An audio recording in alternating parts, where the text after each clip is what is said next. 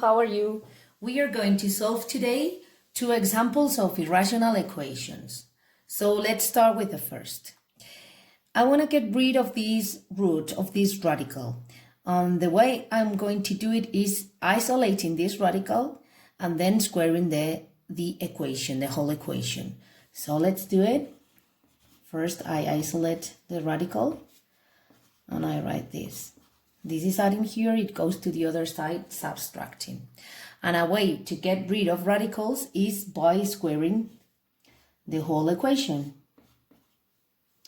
So let's do it. Here I have to square this and then square this. 3 squared equals 9. And if I square a square root, the result is this. Be careful because this bracket is compulsory, all right? Because this is multiplying everything here. And now, careful again, because this is the square of a difference, so I have to use the formula. Remember, square of the first minus twice the first times the second, so 44x plus a square of the second. 11 squared equals 121. Now, let's go on solving the equation. Now we have a second degree equation, right? I multiply using distributive property. Minus 9 equals 4x squared minus 44x plus 121. And now I rearrange this equation. I have to put everything on one side and equalize it to 0 to use the second degree formula, right? The result is, let's move everything to this side. 4x squared. 9x comes here negative, right? So I would have minus 53x. And this goes to this side adding, so I would have plus 130. This equals 0. Now, look, we have quite big numbers, but no problem because we can use the calculator. So let's use the formula. X equals negative b, 53, plus or minus a square root of b squared, that equals 2,809. Minus 4ac, 4 times 4, 16, 16 times 130 equals 2,080. All over 2a, that is 8, right? So x equals, if you perform all the operations here, you will obtain 53 plus or minus 27 over 8. And that gives me two results that are 10 and 13 over 4. Now we haven't finished, right? Because when we square an equation, we might introduce a non-correct results. Why? Because when we square, maybe we can have something negative like this and something positive, the same number but positive. If we square them, we have the same result. This is true, but look, this is not the same result. So what we have to do at the end of these exercises is to check if the solutions are correct. And the way to do it is go to the first equation, plug in the values into the equation and make sure if they satisfy the equation or if they don't. Let's try with 10. So I have to write 3 times 10 minus 1 equals 9. So square root of 9 plus 11 equals 2 times x, that is 2 times 10, that is 20. Square root of 9 equals 3, so that would be 3 times 3, 9. 9 plus 11, 20. This is correct, right? So this answer is correct. Now we have to check the other. Here we checked the first. Let's check the second. So we would have 3 times 13 over 4 minus 1.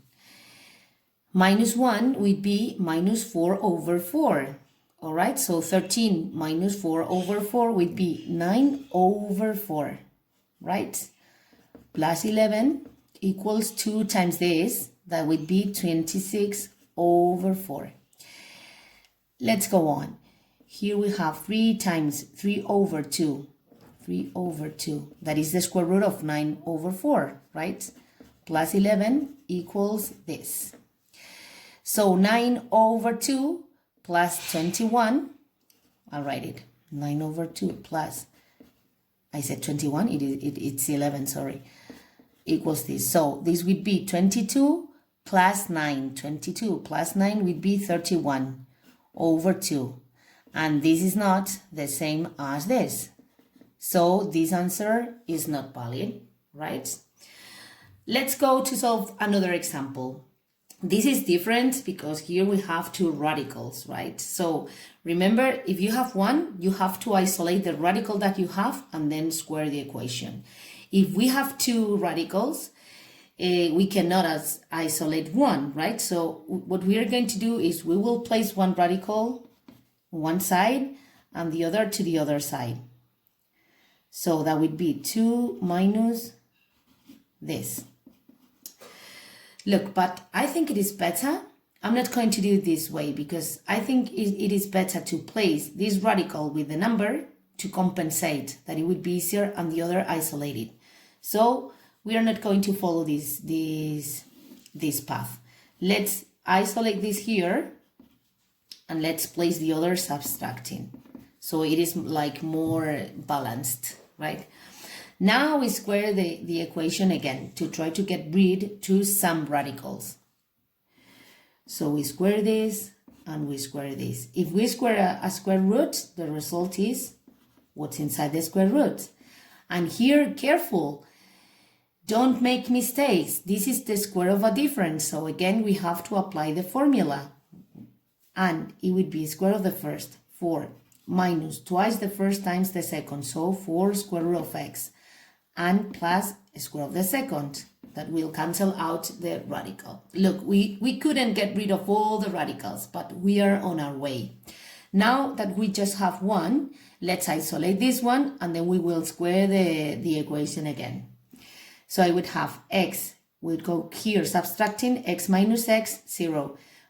Negative 4 minus 4, negative 8, would equal this, right? And now we square the equation again to get rid of the only radical that is left.